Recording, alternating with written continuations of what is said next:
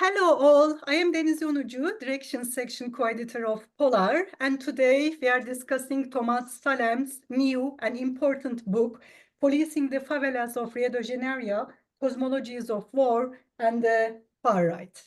And today I am joined by the author Tomas Salem, Beatrice Jauregui, anthropologists who work on policing, are I am sure familiar with Beatrice's work, and Erol Saglam, who works on far-right politics and conspiracy theories, as well as masculinities too, I guess, right? I'm joining today as both as the direction section co-editor of Polar, but also as an anthropologist who also works on policing. So, sorry. So, Thomas, I really loved your book, especially the idea of the cosmologies of war, the connection between war making and policing. I don't know if you are familiar with my work, but I also tackle with the notion of war as a way of policing and counterinsurgency. And I'm going to ask a question about that in a bit.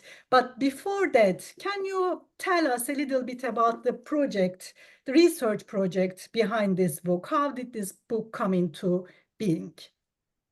Yeah, thank you very much, Denise. I appreciate that. This book is based on fieldwork that I did in Rio de Janeiro in 2014 and 2015, when I studied the pacifying police units, which is police reform or public security, urban security intervention that was implemented in the city of Rio ahead of the 2016 Olympics. And in Rio, there was this situation that had been ongoing or has been ongoing for a couple of decades with armed drug traffickers that are based in favela communities and use these communities as a place to deal drugs, and they exercise control over these communities as well. And this has led to a lot of armed violence between different groups, between different drug gangs, but also between drug gangs and the police, and more recently also with the emergence of paramilitary groups in many favela communities. So the pacifying police units were established in order to address this Mhm, armed violence. mhm, And basically, what they did was create new police stations within selected favela communities, and usually these were communities that were located near the tourist areas of Rio de Janeiro and near future Olympic infrastructure. And as the project advanced, it grew and grew and grew, until it became so big that it became very difficult to implement efficiently. So when I came in December 2014 to Brazil, the UPP project had started crumbling, and there was a lot of armed confrontations in the communities that were supposed to be pacified, mhm, quote unquote. And so I got access to the military police through a police chief who had a background in anthropology and wanted to reform the police forces, and he facilitated access to the police units where I did my fieldwork. And I followed the police over a period of 6, 7 months. I stayed with the police. I stayed in Rio in a total of 8 months, and did fieldwork at 3 different police stations. And I also lived in one of the favelas that had been intervened in through this pacification project. And during my time there, I perceived that while this was a policing project, in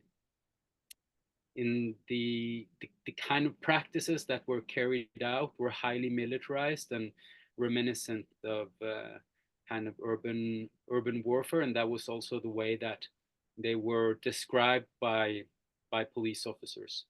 So while I was in Rio, one of the police units where I did my fieldwork was receiving a lot of attention in the media because it was kind of the front line of this project of the war against drugs in Rio. And there was a lot of media stories about what was going on, but not a lot of research on the police that worked in this base, in this unit. So once my project was over, this was part of my master's project in social anthropology. And once I had finished, I was left with a lot of ethnographic material that I hadn't had a chance to write out or to share. And I felt that it was material that had some value and that could be of interest both to Brazilian scholars on policing, but also in a comparative context more globally. And at the same time, we saw this wave of far right leaders win election after election in different countries. And in Brazil, we had Jair Bolsonaro, who won the presidency in the elections of 2017. And he was the politician that was on all the police officers' lips.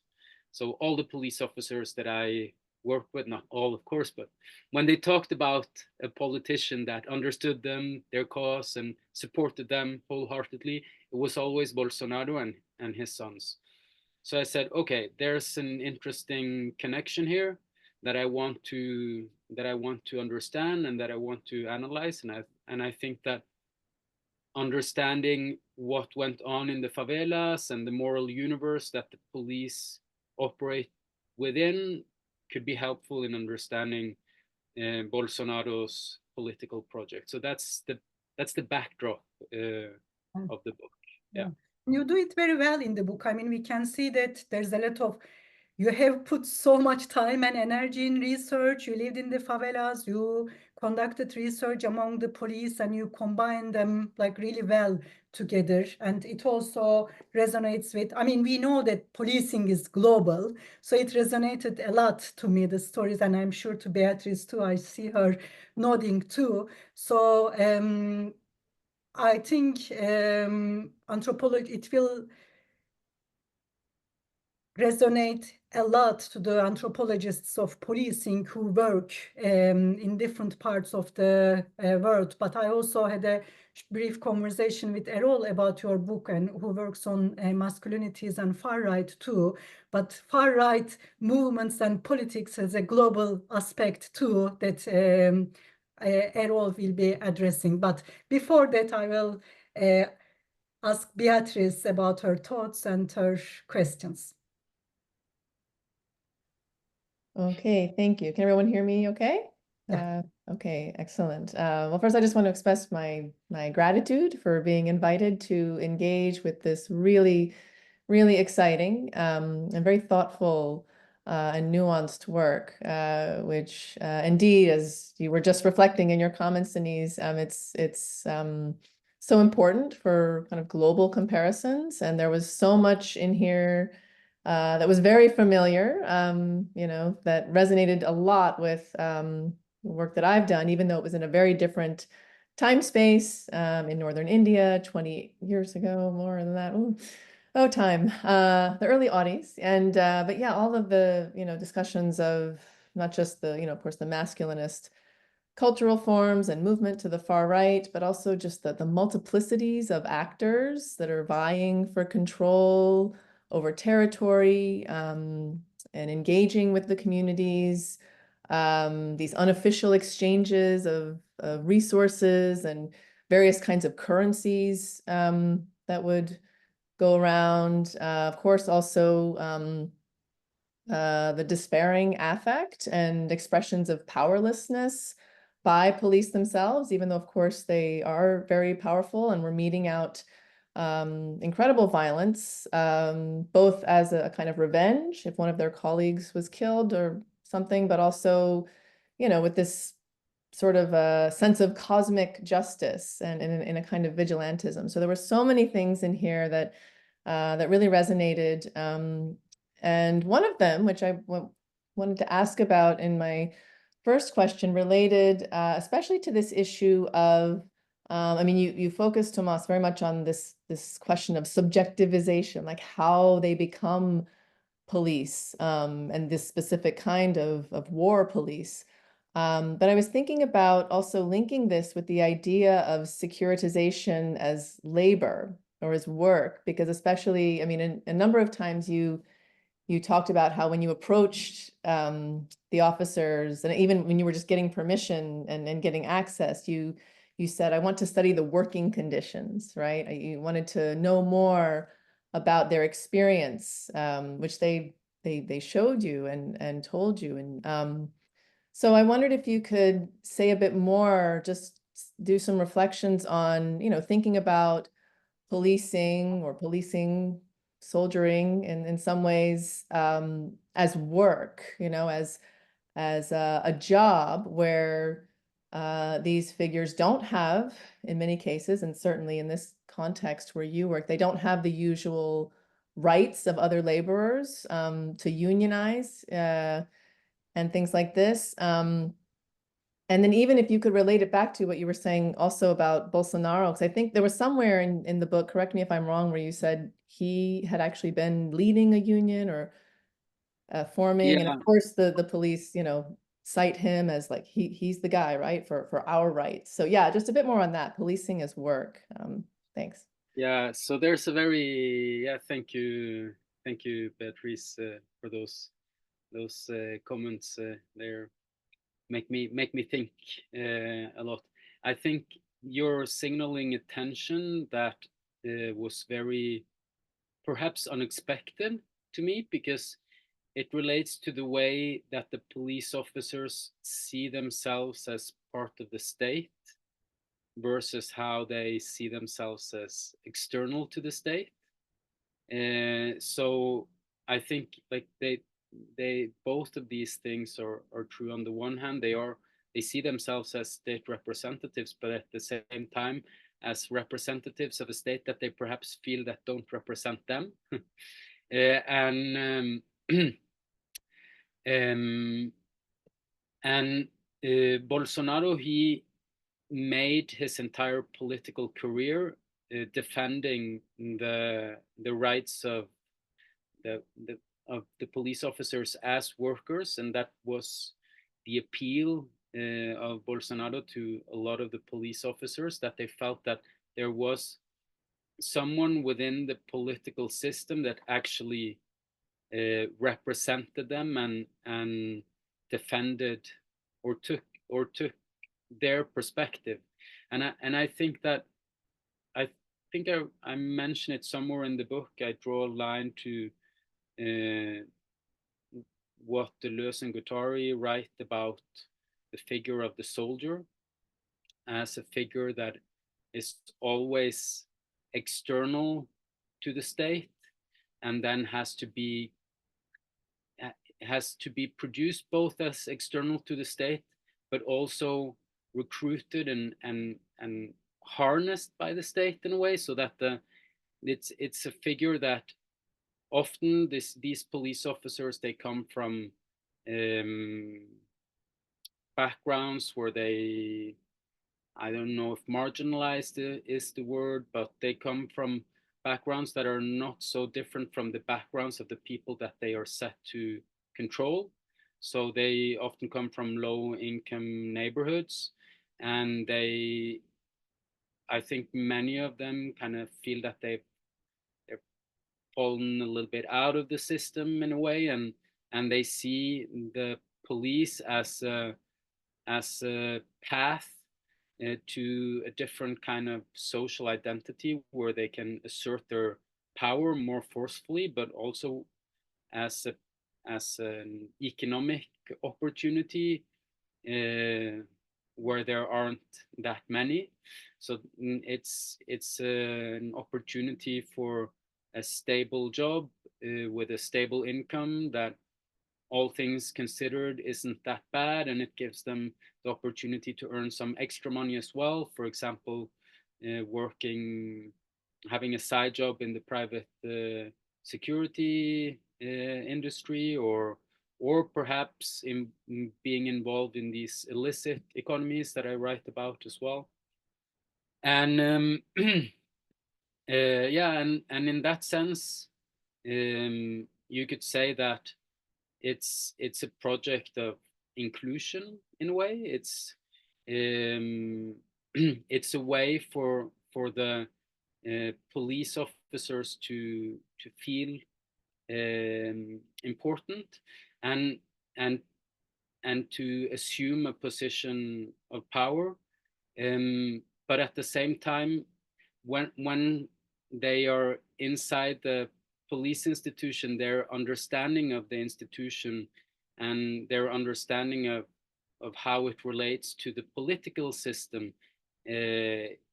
changes a lot as well. So they start to see all the contradictions within the Brazilian state apparatus, and they gain this kind of cynical outlook and disappointment with the way that things work. And I think that's very important in order to understand why they then express support for these authoritarian projects that can be seen as a rejection of liberal democracy, right? Because they, seeing how the system works from the inside, they quickly adopt this understanding that it's a very hypocritical system, and that there is something that is not working in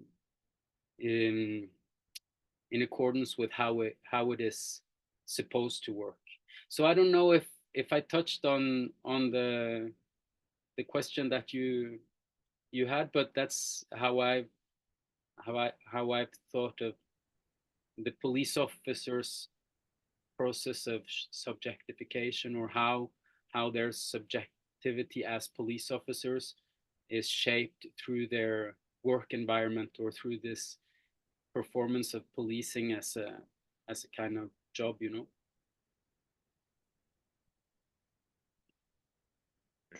Should I ask the next question now? Yeah, thanks, Deniz, for I was trying to unmute myself. I was in the middle of unmuting myself and thanking Beatrice for the question and Tomas for the comprehensive answer. And yes, floor is yours, Erol. Thank you, Deniz. Thank you, Deniz, for the invitation. I strongly, by the way, concur with your earlier remarks that there are so many parallels between what Tomas did in Brazil and what I experienced in my field in Turkey as well. Even the entry into the field is almost the same, and then the encounter with the high-level bureaucrat who also knows anthropologists somehow, it's completely the same. And I really like your prose, Tomas. I really commend you for the work. And my question will be about the masculinities and how it is, the unfolding in the everyday. And this you pursue throughout the book, of course. Could you please elaborate a bit more this oscillation between this rather invulnerable, stoic self-vision of masculinities, and then the other vision where vulnerabilities, deprivation, and fragility are more clearly visible and articulated? The first version, for those who read the book, will be more clear in the case of officers that you hang out with who defy fear and then act as if they are not affected by the sheer scale of violence they inflict and are also subjected to. This vision is more clear toward the middle and then the end of the book. But in the beginning, you also gave this kind of sporadic mentions of this complex and more heterogeneous setting for masculinities, that some are afraid, some show signs of almost PTSD, during a group interview, for instance, in Alemão, or I don't know how to pronounce it exactly, but the sounds of shooting get closer. And one of the officers that during your interview, he stands up and leaves. And others say that he gets nervous because he has been in shooting and then he has now this stress situation. But, in another patrolling mission that some others tell you that it's not embarrassing to be afraid, that some had to go drag themselves through the mud for survival, and it's normal. I can really follow your arguments with regards to this evangelist, militarist, and neoliberal visions of an invulnerable masculinity. But can you say more about this incessant and what I think to be the inevitable gap between this vision of like a Bolsonaro style, really invulnerable, stoic man, father, like the family guy, but also the everyday encounters between this kind of fragility, also pain, and also fear somehow? How are they reconciled in the everyday? Yeah, that's an interesting question. I think that especially how we talk about how we frame the debate about masculinity in the last decade, perhaps, or perhaps even more, but especially I feel that there is like this a lot of talk about toxic masculinity, and I write about violent masculinity and masculinity as something that is very, that can be very threatening, and something that is sometimes represented in an almost monolithic way, you know,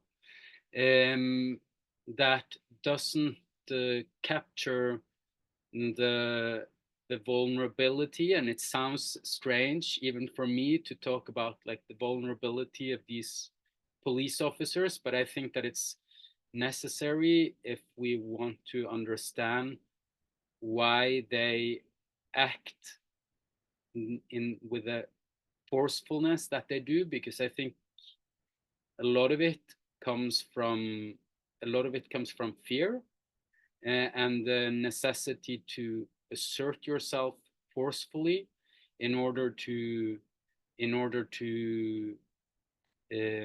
almost like a survival strategy, especially in the kind of environments that these police officers operate, that are environments where there is a lot of armed violence that has been accumulating historically, you know. So the police officers that enter the police academy today, they have to contend with a context where they have to adopt this very aggressive masculine performance, and they are socialized into these very aggressive masculine roles as well. But at the root of it, I think there is a lot of vulnerability as well, and it's a vulnerability that doesn't have many avenues of expression. And it was something that the staff psychologists that I interviewed at the police would mention too, that there was a very big mental health impact of this violent context on the police officers, and a lot of them struggled with substance abuse and different mental health fragilities, or I don't know, health concerns, and a lot of them were subjected to different kinds of institutional violence as well through the military hierarchy. So it's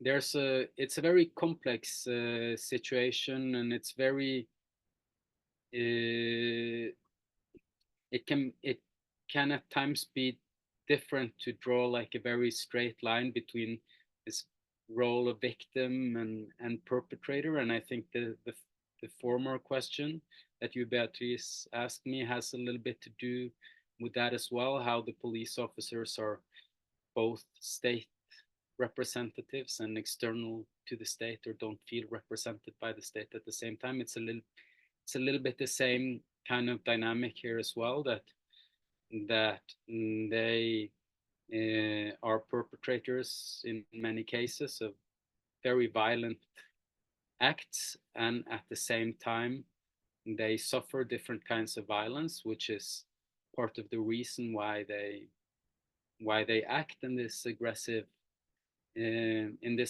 way as well. And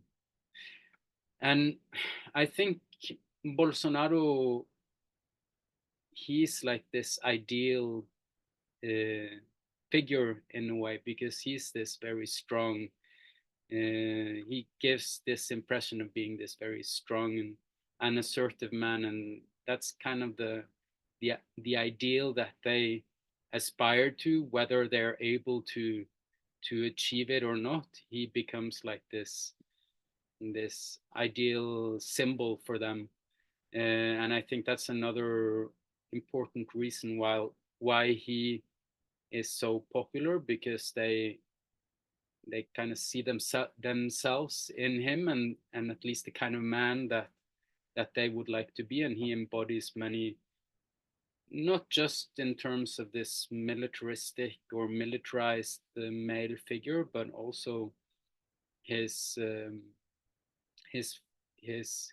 identity as a family man, and a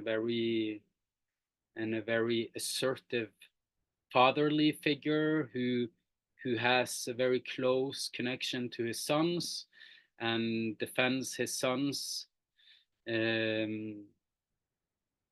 with no what's the word?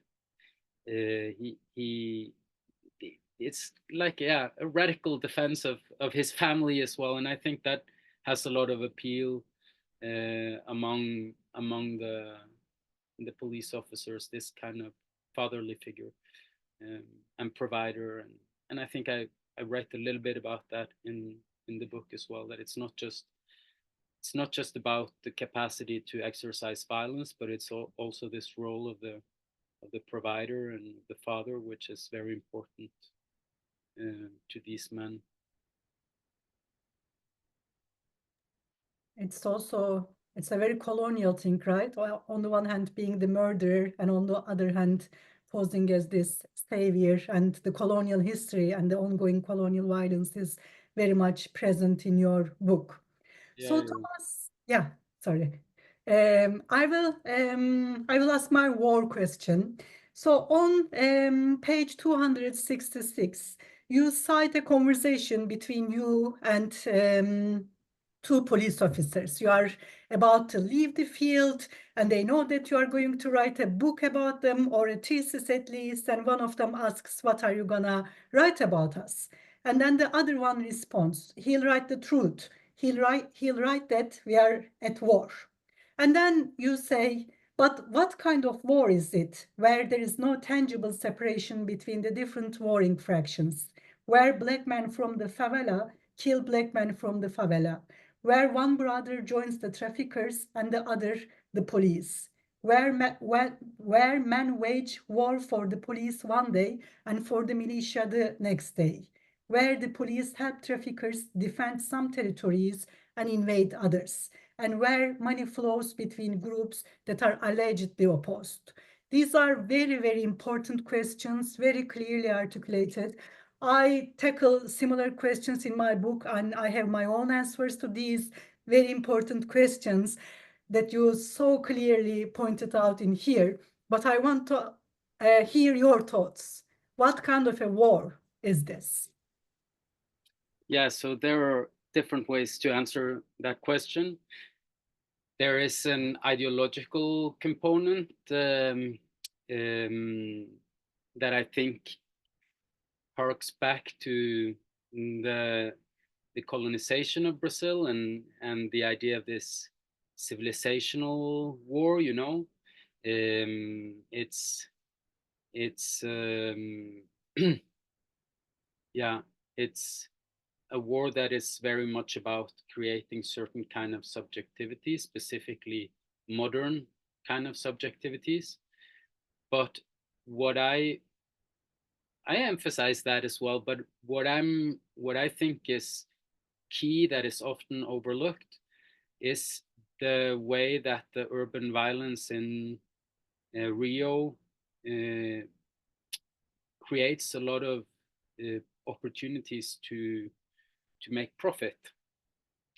So for the, and relating back to this idea of policing as a job, you know, which it is an income opportunities for the soldiers of this war, you know, and whether they work in the police or they are members of a drug gang or the paramilitaries or a private security guard, it's an income opportunity for these different kinds of violence workers. And that also explains how they can so easily switch from one group to another.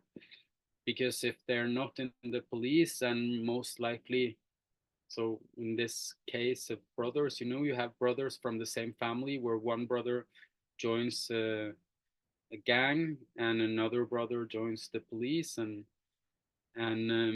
suddenly they're in a relation of animosity to each other, but a relation of animosity that isn't so clear either, because the police charges extorts the drug gangs in order to let them continue to sell drugs in a particular community. And then if the police is not happy with the amount of extortions that they're charging, they might go to a different gang and tell them, hey, we'll let you invade this community and take account of the drug sales in that community. If you're able to get rid of this other group, we'll free the area for you. So you see that there's always a negotiation about resources. And also what I was told by the police officers that I worked with was that this pacification project, when they did the initial occupation of the favela, expelling the drug traffickers that had been based there previously, there was also what they called the war chest. So they would either apprehend drugs and guns, keeping a part of it as part of the war chest, or generating profit through the apprehensions that they made. Sometimes they even apprehended cash. And the police also partook in looting activities.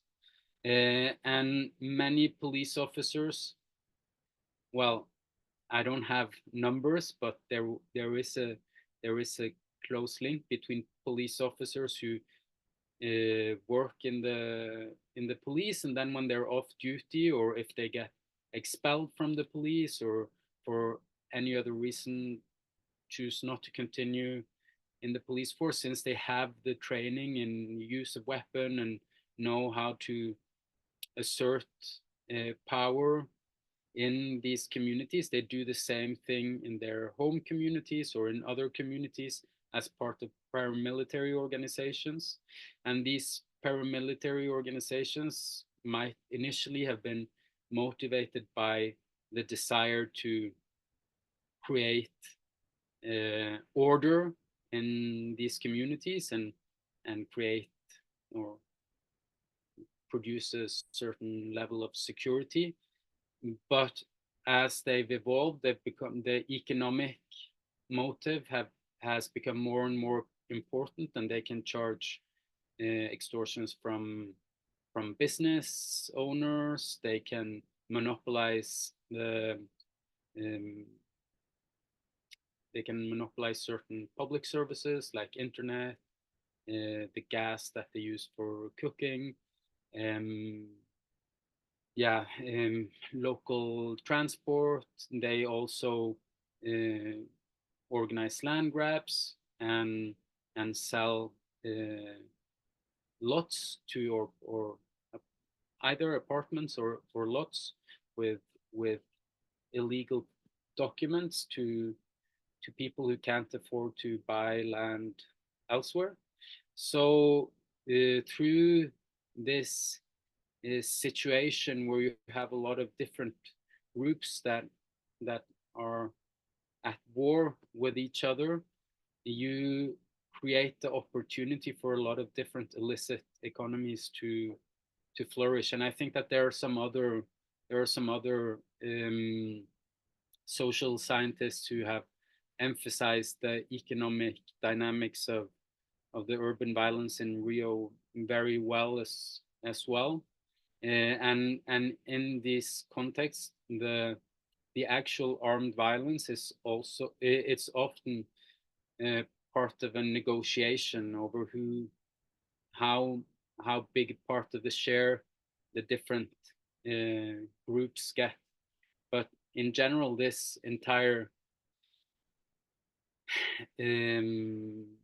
context of impunity that is produced through the war has an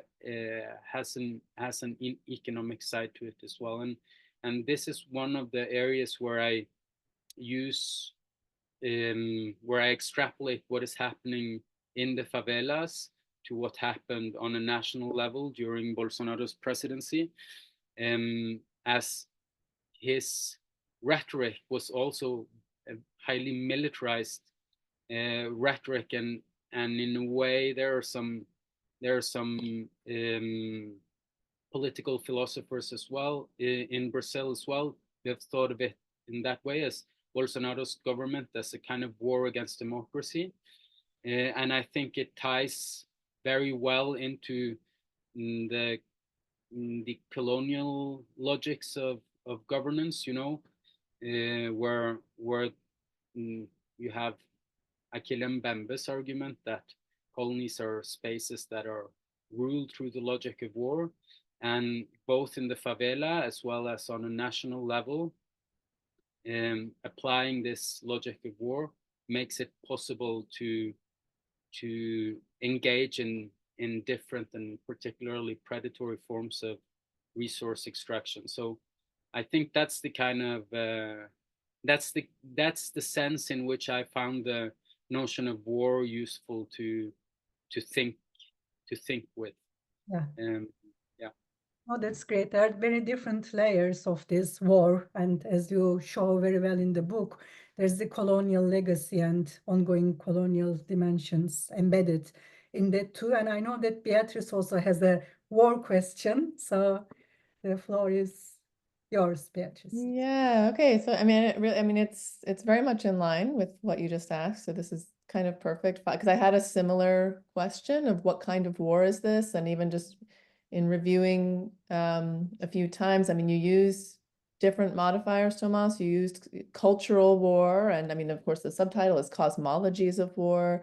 But of course, returning to this idea of colonial war, specifically related to, of course, you know, political control of territory, extraction, even civilizing violence, and even just the word pacification itself, right? Which historically is associated with colonial warfare, which has continuities with, and this is my question, of course, counterinsurgency, which I was a little surprised I didn't see too much mention of that. And of course, I mean, in Deniz's work, this is very prominent. So I kind of thought you were going to go in that direction too. But I was wondering, Tomas, about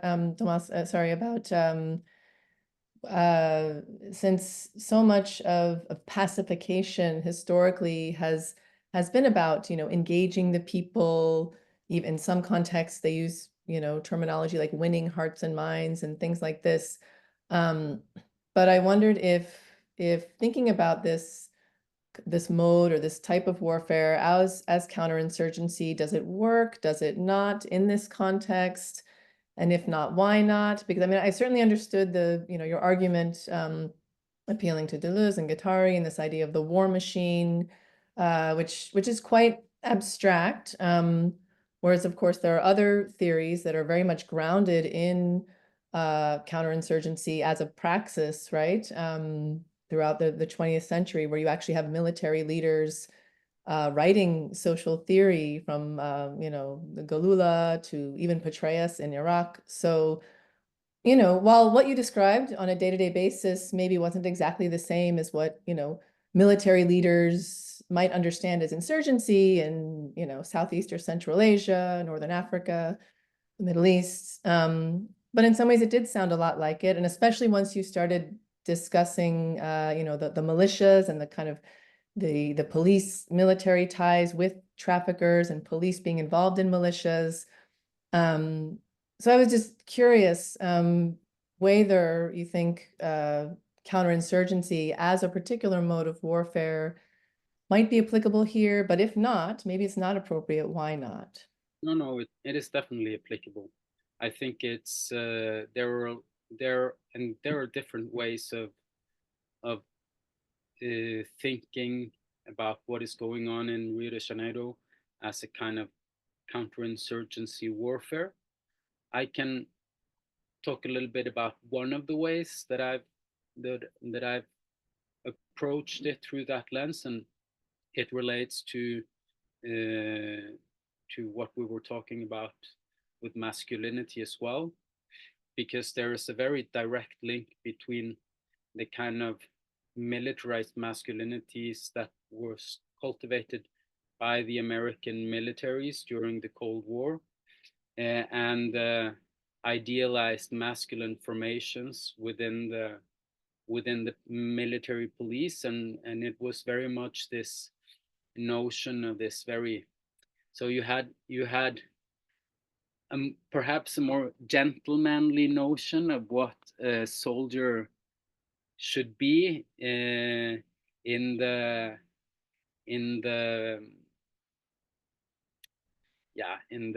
First and Second World War, and then after the Second World War and the atomic bomb, warfare changed, and also with the kind of military operations that especially the US had in the rest of the world. In the post-war period, there was this idea among the militaries that the kind of soldier that was needed to carry out those kind of operations was very different from the kind of soldier that had been needed before, and there was also all these anxieties. This is historian Ben Cowan, who's done most of the work on this kind of militarized masculinity. But there was also all of these anxieties about what the technification of warfare and the new ways of waging war would mean to the militaries, and this idea that one needed to create this rough and tough Rambo-like soldier who was willing to get his hands dirty and who was prepared to wage war in a different way, where the enemy was often hiding behind civilians, you know, and that male ideal was very much adopted by the special forces of the Brazilian military police, BOPE, who was the police unit that was in charge of all the invasions in the favela communities prior to the pacification, but that were also involved in regular policing activities at the pacifying police units. And this hyper masculine Rambo-esque police officer, he was idealized within the police institution. And in contrast, they created the UPPs that were also responded to a logic of counterinsurgency, but a very different logic, because it wasn't this Rambo figure anymore, but more the police officer who befriended the native population, and try to cultivate different kinds of relations with the local population to make them depend on the police and also to gather intelligence. So even if it was presented as a break with the logic of war, because it didn't have this, it wasn't an attempt to break with this idealized hyper-masculine figure. It still reproduced the logic of war through this counter-insurgency notion of winning the hearts and minds of the population. So it's, and I think I write about it as well. It's not that even if the UPPs had been successful, it still represented a kind of a process of militarization in the favelas, and it was still very much rooted in a military logic of asserting territorial control through military power. Sorry. Yeah, thanks. Thank you, Thomas. Thanks a lot. I am getting a little bit conscious of the time. I'm sorry. And I think I am hoping, and I am almost certain that Erol's next question will be nicely connected to your comprehensive answer to Beatrice's question. Am I right? Yeah. Erol? Perfect. Okay. And yeah, so we have 10 minutes left. Yeah, I think it will be brief in a sense that, because, lots of things have been said about your contribution. I just wanted to maybe, to ask you to clear your contribution regarding the radical right politics and then how it's made in the everyday rather than just some person. I don't know, this can be Bolsonaro, this can be Orban or Putin or someone else, the top-down mobilization rather than this. And then you are trying to show how it's brewing in the everyday and creating a bottom-up pressure. But I want to, for instance, again, there's this kind of heterogeneity in the field. Some people support this kind of Bolsonaro regime and everything, and then some are really against the police and it's what it's doing. Some see UPP as a successful and legitimate operation, and some see it as a futile show completely because the real causes of the problem are not addressed. It's just the spectacle, and some desire military dictatorship and a really harsh set of laws, and some blame the administration, the government, and then these laws themselves and how they are bent for the upper classes and then the police and everything. There is growing interest in radical right politics. I am also interested, and then you straight this the growing tendency in Brazilian case at the intersections of race, extractivist capitalism, this colonial heritage, evangelical Christian cosmology. That's really the alien part for me. Lots of political scientists and sociologists also focus, but they focus on these institutions and how it's just done on the top of these kind of rather large structures. How does your attention to the everyday in this sense contribute to this scholarship? What is being unveiled there, you think? What's the gist of your contribution? How do you intervene into these discussions? And then I think this would be a nice wrap up. Okay, I'm trying to sort out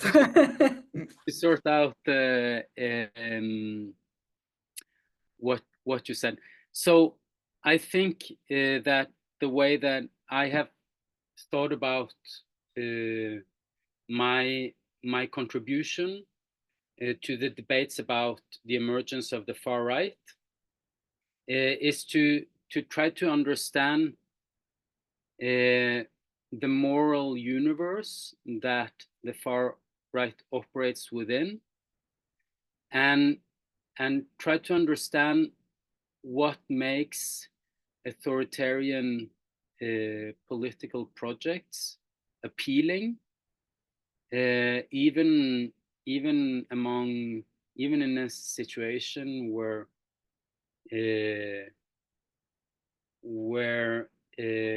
these projects can be by certain actors at least attributed to the reproduction of violence, you know. And I think that as it's a difficult, it's a tricky, it's a challenge, because you really have to see the state and the liberal democratic system from a completely different position to understand why it is so strongly resisted, why police officers, for example, are so frustrated with the human rights discourse. And you have to put yourself in the shoes of subjects with whom me, as a progressive queer scholar, would normally not agree. But I think that when we look at Brazilian democracy from the point of view of the police officers that I worked with,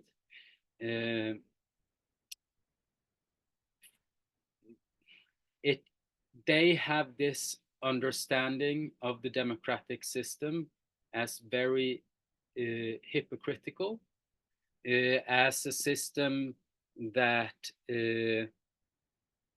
is mostly fuels corruption among among politicians, and that has contributed to the situation of violence in the city. So for these police officers who live in neighborhoods that are outside of the wealthiest areas of Rio de Janeiro, they see this network that I was talking about, that includes different kind of violence workers or security actors, and they see all the relations between police officers and criminal organizations, and they also see how money is being fueled into the political system, and they see the same politicians who they know are implicated in this system talk about law and order and security and fighting crime, and they experience that they are sent to the front line, and have to police according to informal rules of what policing is really about. And at the same time, if they are caught, or if there is some problem, they are quickly used as scapegoats by the politicians who say, no, this is unruly police officers who are not operating according to the institutional demands that have been put on them. So they see all of this, and they are left with this feeling that is this democracy? What is this all about, you know? And when when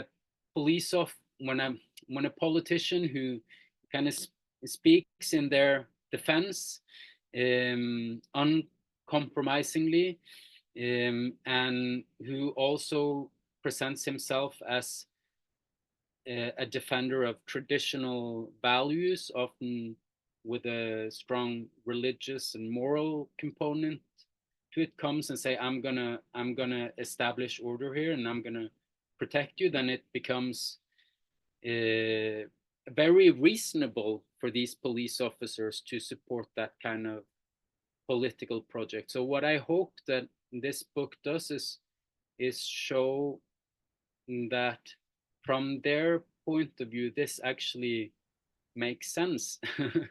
and I hope that it can be an opportunity for